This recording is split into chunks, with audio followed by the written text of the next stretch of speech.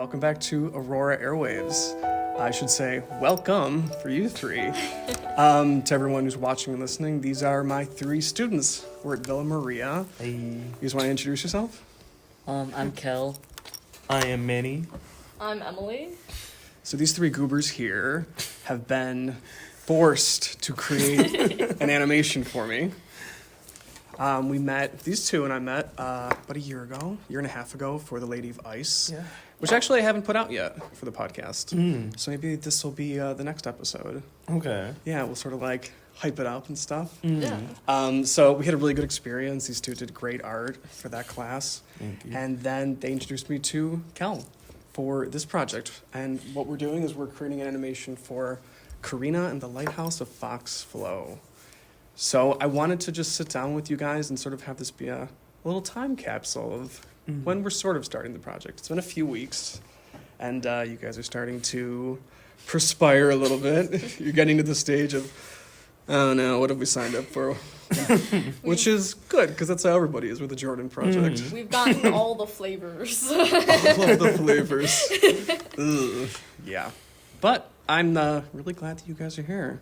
Something that I wanted to talk about with for the podcast is a lot of my reflections of healing and growth as an artist and whatnot.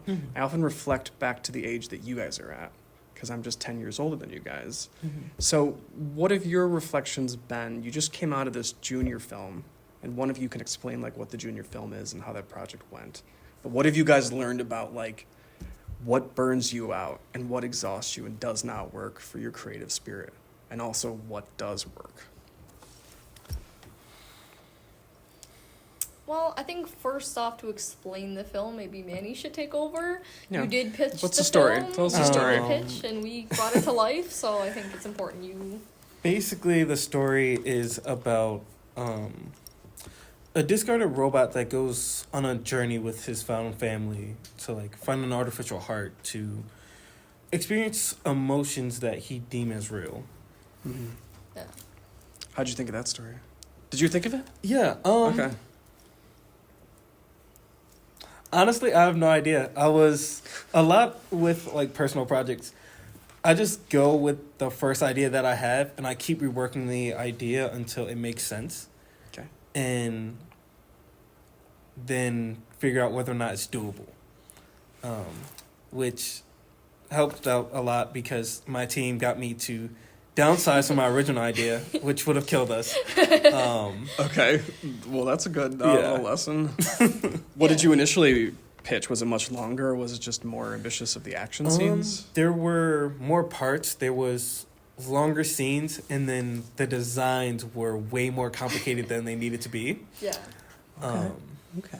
I think that's, to build off your point, I think that's something I learned a lot, is like when you're making a film or a project with a deadline in mind, with a team, with a schedule in mind, there's a balance between letting your creativity run wild and keeping that schedule in mind. It's different when you're just creating on your own, and you can create as big or as small as you want to for as long as you want to. But when it comes to professional productions, you do have to manage your creativity and your expectations with the time allotted. Yeah. And this was a big project for you guys in that you were working together as a team. When we met, everyone was in their little silo, and we were trying to connect the dots with the different pieces. But this was different in terms of figuring out how a team works together. And this was your first time like really seeing Kel's artistic style in action. Yeah. So how do you feel the film turned out? I think it turned out good. It was definitely an experience, like trying to direct other artists, because I usually just work by myself. And also trying to make sure that we are relatively on schedule. No. How do you do that? I should take notes for that. Just every day going to them like, hey, you finished your part yet? But my team was awesome, so I didn't have to stress too much. The biggest thing for me was learning how to actually name my files and put everything in the correct spot. Yeah. That's a good lesson. that it could actually help everybody without everybody having to like figure out where I put things and actually label them. Right. I was a production manager for that project, and what helped with scheduling was before I made an official schedule, it went through many revisions, and every time I'd come up with a schedule, I would try to ask the entire team, like, is this deadline okay? How does this feel? That's good. And then, is the amount of work that I'm assigning for this deadline something you can do, or do you want to switch it around to be, like, at a different date? And I just kind of did that for everybody, and it helped everybody stay on task. I think, I don't know, in regards to burnout, I think I struggled a lot with keeping on task, maybe the most. How so? I was really disappointed because I didn't get as much work done as I wanted to, and I wish I could have animated more for the film to like be in the final cut, but yeah, I don't know. I think it's a great lesson to learn at this stage of how fast to move, but then how to do it so you don't burn out. Yeah. Because the first semester we were working on in pre-production, I was on top of everything, like, the whole semester. Oh, so it was a 2 semester. Yeah. Oh, so it parallels what's going to happen in the fall for you guys. Yeah. Oh, okay. And then when we were doing post-production, that's when I kind of, like, fell off. I don't know. And I had to talk to Manny and be like, I'm going to be real, I need help with a few scenes. And it kind of was split up upon people who were already done with stuff. Yeah. Well, that's great, asking for help.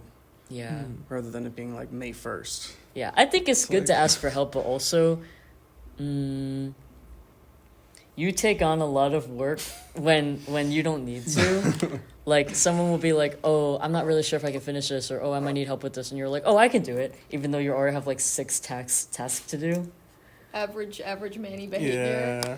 I think I experienced, like, almost somewhat the opposite with junior film. I feel like, especially for the animating semester where we were in full post-production, I had such a good workflow. I worked so fast. Like, I got a lot done. I felt really on top of the film. I felt really not on top of sleep or anything else in my life, but I felt so on top of the film that now, approaching this film and approaching senior film shortly after, I'm trying to play in my mind either what I could have done better and what I can replicate. What can I do for myself and my environment to, like, keep that high level of workflow, while maybe balancing, life and work schedule a little better. And sleep, you were like up at 2 a.m. You were locked grinding in, it though. out. You were locked in. You gotta get that flow state. That happens when everything's quiet, no one's gonna bother you. Yeah, exactly. I'm always a night person, so, like, we would all get on a Discord call until 4 a.m. animating. Oh, you're just doing like parallel and play the whole time? Yeah. Parallel play is a real thing. It is. Yeah. Body doubling is a great way for me to get a lot of work done. Yeah. So just being in the presence of other people sometimes makes me feel more motivated. I think for me it also helped that the people who were on our team I was also friends with and becoming closer with. So, like, when we started doing game nights, like Stardew and stuff, we could be like, oh, hey, like, cool. We're gonna have an animating night, but also we can reward ourselves with Stardew Valley. Yeah, like, we'd animate for 3 hours and we'd play Stardew Valley for 2. We could keep that kind of balance for each other. I think that was something, I don't know, that was nice for me, is that, like, being friends with the whole team, like, it helped us lean on each other more. It's something I brought up to Manny after we were done, but Manny would always come up to me and be like, how are you doing? And I always thought Manny was talking about the production, and I would immediately be like, Manny, I'm on top of it, I've got XYZ done. And he's like, Just no, listing the stats. back up. I'm asking you as a friend, have you gotten enough sleep? Have you drinking water? Are you okay? So I think, honestly, like, that benefited me, because I'm the type of worker where, like, it's easier for me to overwork than it is for me to underwork. So having someone to check me and being like, sleep and then continue working is, like, beneficial. I think it's Manny, good job. well, Like, I'm with you. Like, when I was your age, it was just like, have you slept? No, of course not. You shouldn't be. Yeah. Go. Sleep when it's done. Yeah, the one day, Emily was like, I have a headache. I was like, have you drunk any water today? I was like, No. Literally. She's like, I drank like half a bottle of water, and then I'm like, you know what, Manny? I think my headache's gone. Well, you're also the type to ask everybody else how they're doing, but then you also are like, I think if I got 2 hours of sleep tonight, Oh yeah, I for could sure. grind out the rest of the project. if I just hit one REM cycle. If I time the REM cycle. I think. But that's a good thing to know about yourself. Yeah, definitely.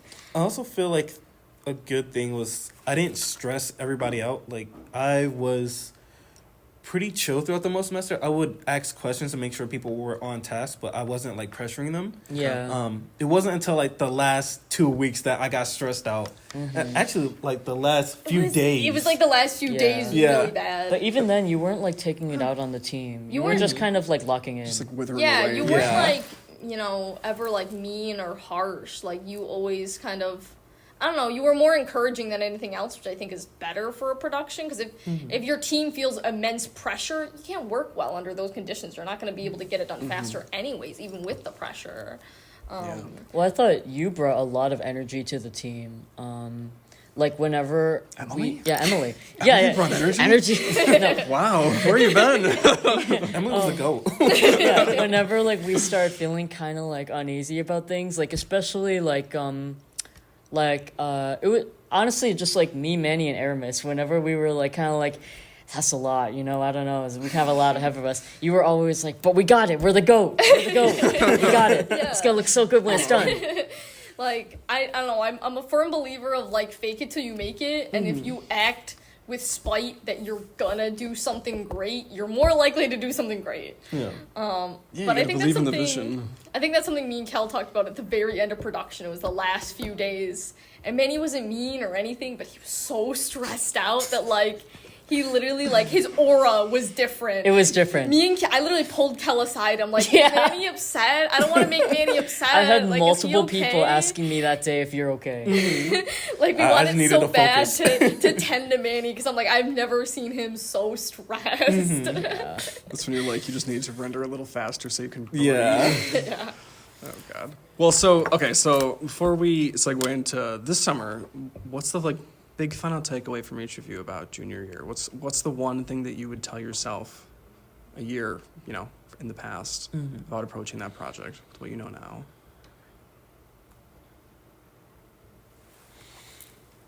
A year ago. You just finished a Lady Vice. You just happened into the big project for the first time. Well, this was my first group project, probably Yeah. ever. Officially at least. Yeah, let's talk about that. So you transferred in. Yeah. Yeah. When I was at N-Trip, we didn't do any group projects or anything. What were you doing first 2 years?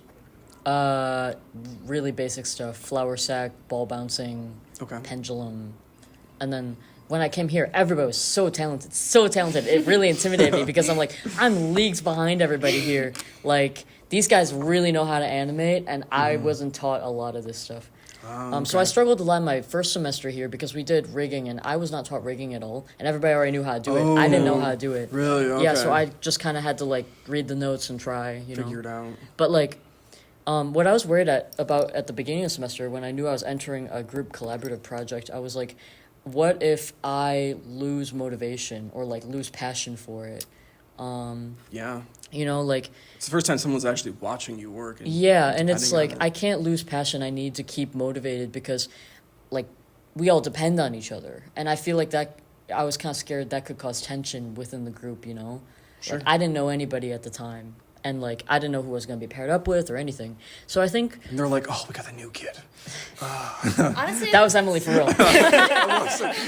yeah, no, I told Kel the whole story about that, but like when I first met Kel before we started junior film, I'm like, they're from N-Trip. I know, like, it's a very different environment there. The far north. Yeah, so like I was a little apprehensive, but like very quickly, like Kel felt like he'd been here since freshman year with all the rest of us, like he was integrated into the group so well that sometimes I forget that he's a transfer. Yeah. No, good work. Well, it seemed like from everything you've said, though, that and that we've talked about, is that you were just super eager to level up. and just absorb everything, which I don't think is something that like everybody has when they start college. It's more of like they're trying to figure out things, and you're dealing with tons of like unwanted emotions and stuff. Yeah. But I you think- had more of a sharpened blade of like, okay, this is what I know, but this is what I need to know now. Yeah, I Let's think my go. first 2 years at N-Trip, I was slacking so bad. I just didn't care. I would just submit assignments so I got a grade, right? So I didn't get an F. And now I came in here with like a new attitude about it. Like I want to make art so I can have something to show. Like I don't want to do what I did before.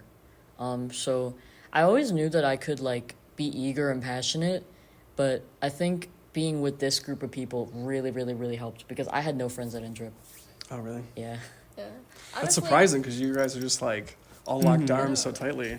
I think that's something that encouraged me as an artist too. Is like I was homeschooled my whole life up until college, you know. Oh, okay. So I never had like a tight friend group. And I think not only being around other people who are in the same, you know, major as you and are as creative as you are, but like, you know, just having that supportive group to like, you know, support you through those projects. I think that's something that kept my motivation for junior film especially is like we had all fallen in love with that story together. Like Manny did the pitch, he made the original idea, but we all went in and we added our own spins on it, and we all like thought about headcanons for the That's cool. characters and thinking about how they would react to something and how the world is. And I think like collaborating on it together and getting excited about it together helped keep my motivation because we fell in love with that story as a group. Yeah. And I was sorry. sorry. I was sort of scared during that first semester after I pitched it because I wanted to, for the project, I wanted to make sure that if somebody had an idea that we heard it, and I wasn't sure where the story was gonna go with having so many voices on the project. Right. But it was good. I think we made a better film because of it. Absolutely. And good kind of mindset. piggybacking off of what both of them just said, by the spring semester, like almost the end of the spring semester, like people who weren't on our project, people who were on the other project, That's- were making AUs and fan characters for our project, and that's how Yeah. Boomer was born. What? There's a robot named Boomer. He Yes. started as a joke, but I like to think that he's actually there. Yeah.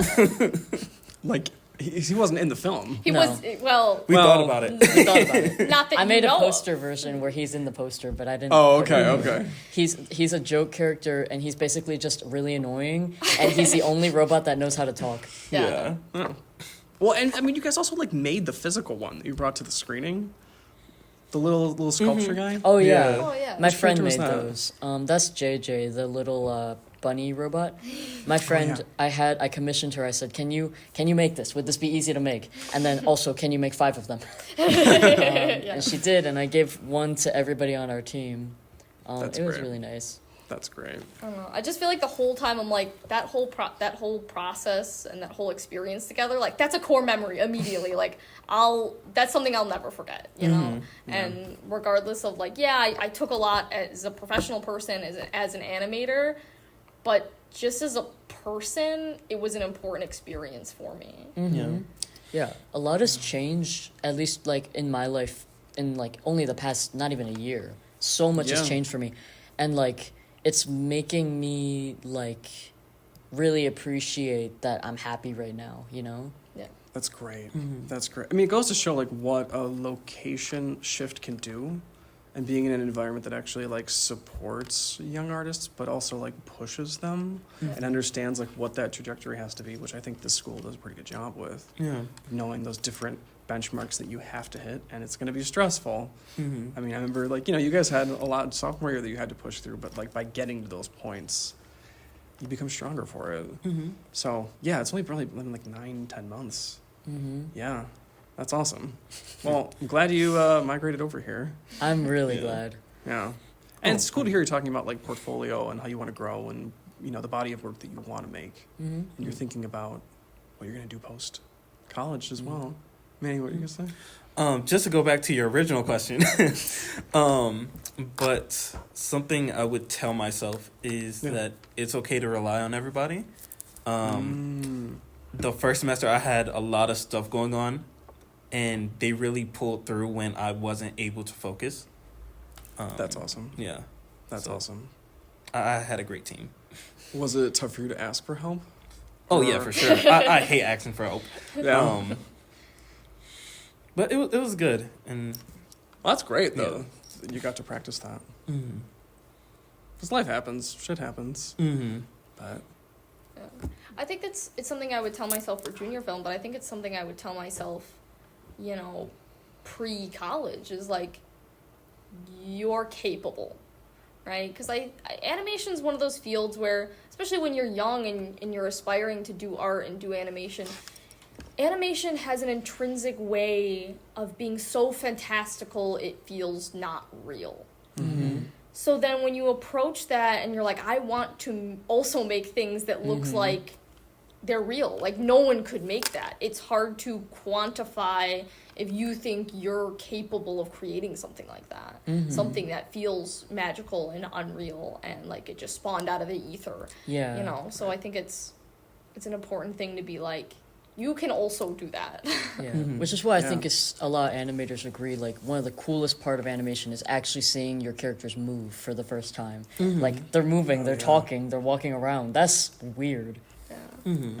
I remember I think it was my first semester, I did a project with Josh, one of my professors, and we did a take, right? We did the take project. It was like a take reaction, and I went kind of ambitious with the character design I had decided, but I had made this character in another class, and I really fell in love with him, and I wanted to do it. And, like, once I was done with it, I was so proud of it. Like, it moved smoother than I thought it was gonna, and it was an animation it was one of my first animations for me that felt like when I was done, it took on its own life. Like, I could no longer just see me in it, I could see that character actually spawn into existence. Yeah. that's awesome. That's awesome. I mean, that's what you kind of need to search for at this stage of like finding those moments. And I like what you're saying, like those core memories, Yeah. those core feelings, because like I think that's even more important than the professionalism or getting everything perfect and polished and whatnot. Like, it's good to refine your skill set and know what the tools are that you can pick up and whatnot.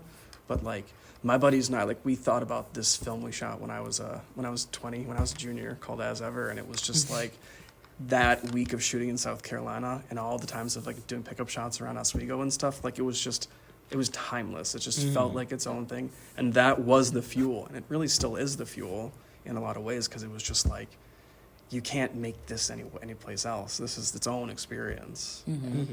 I think even more than just like moving locations, like making sure that you're taking care of yourself to be calm and happy has really helped me. Like, whether it be surrounding myself with people that support me or just like changing things, about the way I think about things and things like that. I've noticed that I've been drawing a lot more than I used to, maybe a year ago, less than a year ago. And one of the funny things is I always used to draw myself, every time I drew myself, I would draw myself frowning. Because I really? Yeah. I thought it would, it was kind of like halfway a bit, but like also halfway, I just got really used to it. I'm like, oh, that's the kind of character I draw myself as. Sure. But now, ever since like things have really been picking up here, especially this last semester, like I draw myself smiling all the time. Dude. Oh, well, that means that's this energy. Yeah. Well, so what's something that someone said to you that sort of shifted a belief that you had about yourself or the way you could hold yourself? It's kind of a small thing, but one time I was drawing. We were making for fun like alternate universe where we draw ourselves as avatar characters. And I got benders? Yeah, Like- benders. Yeah. We're Oh, all different cool. benders. Yeah. I got to myself, and I was drawing my face, and I just kind of said out loud, like, I don't know what kind of expression to give me. And our friend Jay, they said, smiling. And I did. And then ever since then, I did. Like giving you permission to have this emotion and to show it. I just thought it struck me because I was like, that's the first thing you think of when you think of what expression to give me, Yeah. Huh. Wow. So you're seeing yourself in a whole new light. Yeah, kind of. Yeah. Kind of building off your Firebender light? point, I remember this moment with our friend Jay.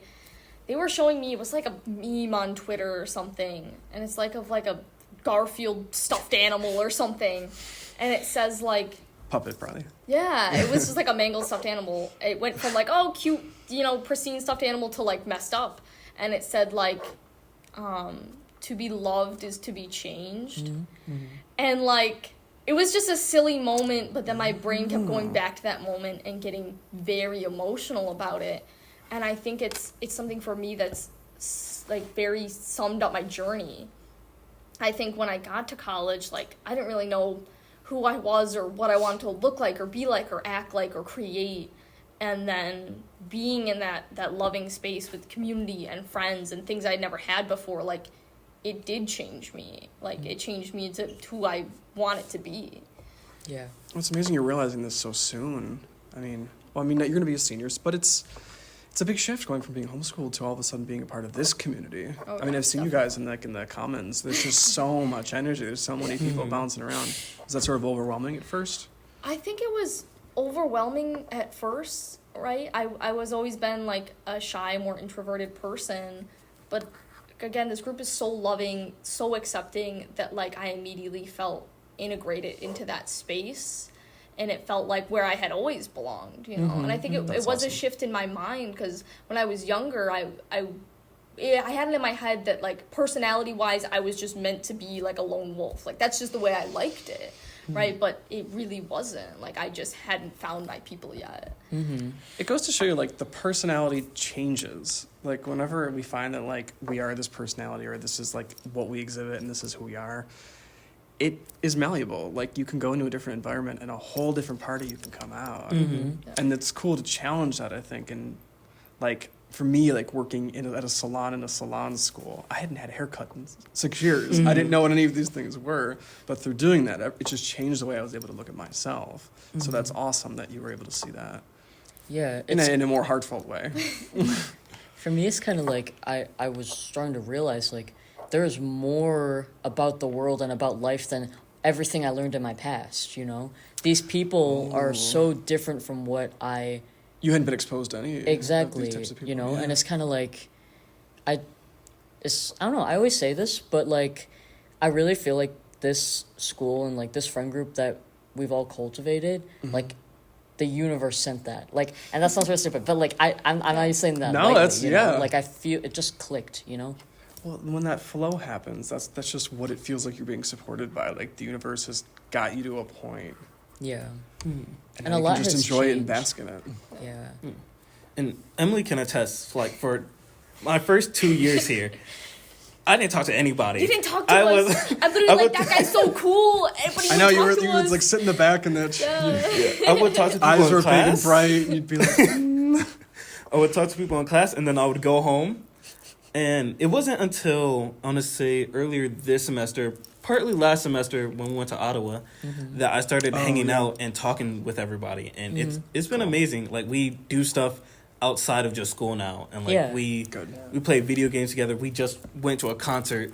Yeah. oh, yeah, cool, you went, good. Yeah, definitely me too. Like, when my first year, I'm like, I was petrified. I was not outgoing. I went to class and I went straight home, And I think my junior year is where I really started to, like, flourish in that friend group and in that space. And it was my first semester here, only 2 semesters ago. I didn't think I'd make any friends. I made a post on my Instagram story being like, I don't think I'm going to be friends with anybody in my class for real. Like, I was like, I don't think any of them would like me, Wow. Yeah, that was my first impression. It's weird how so many things changed since then. Yeah, we all went to the Ottawa International Animation Festival together for that school trip, and like that trip changed a lot for me. Like, It seems to do that for everybody. Yeah, like not only did it expand my friend group, but like I find myself way more outgoing. Right, I was venturing alone in the city, talking to strangers, like handing out business cards. Like I was going in a space that I'd never been before, but it felt really good. Like I didn't feel scared. I felt very confident and very alive in that space. Good. And it helped me get closer to the friend group as well. I remember me and Kel were reminiscing the one night of how when we got to Ottawa, the first night, me and him were making pesto pasta together in the hotel kitchen. Yeah. And like that's a core memory. Like it was a core bonding moment where like we're like, yep, we're friends now. What kind of films do they have at Ottawa? Are they mostly like student films? Are they indie films? Are they big studios? A lot of different films. I don't think there was any big studios, but mainly indie students. A lot of the films that I saw were very experimental. Yeah. Ooh, that's cool. Yeah, That's good. experimental, non-narrative animation, especially like I really went to watching all the short films that they were showing since I was on the cusp of making my own. I wanted to absorb and kind of learn, and most of those were like experimental, non-narrative type of short films, Good. which was really interesting. It was interesting too because I went from Ottawa watching all those things, and then that following semester at school I took an experimental animation class. And, you know, keeping Ottawa in mind, I think, helped me transition my mindset. Because to animate, like, a narrative story and then to animate an abstract feeling is a totally different flow of animation. And I think it was interesting for me to get both perspectives. Oh, yeah. Absolutely. Well, and so now that you've experimented with a lot of things, you've done your junior film, now you guys are here in this terrible internship. The worst place to be. You guys are killing it so far. This is week 3. We're halfway through. We just went through all the storyboards. Yeah, things are... We've got, what is it called? The style guide? Style guide for Karina. I guess I don't know if I have any questions necessarily other than, like, I'm really happy you guys are here. I think you guys are going to grow a lot, and you're going to get like worn out and beat up by this project, but it's going to be great. You're gonna love the result. I was talking to my friend Amanda, my co-writer, and she was saying that like it's so cool that we got to do what we did the past 2 times I think we've met, where we talked about the story and we workshopped it as a group. She was like, Jordan, think about that. Like, we didn't really get to do that at all. Like, we did it in classes and we workshopped stories, but it wasn't the writer's room. And I think that, like, that might be one of the coolest takeaways that you guys, whether you knew it or not, like, that's a really cool place to be. Having people all around a table workshopping a story. And I'm glad that you guys were able to, like, give me the notes that you were thinking.